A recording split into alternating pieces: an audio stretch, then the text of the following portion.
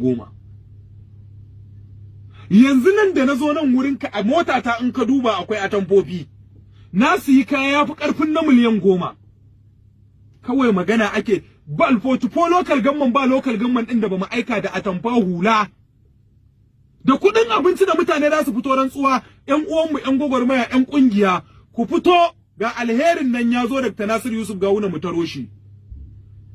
Amma kawai sai muka ji wani bakin labari a cikin mintuna ƴan kaɗan wanda babu yadda za a yi haka ta faru ba tare da an zauna an yi wani shiryayyen al'amari kullallen al'amari ba.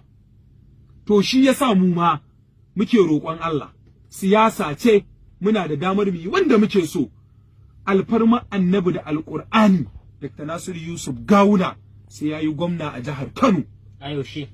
A zaben 2027. Wace jam'iyya? A jam'iyyar APC.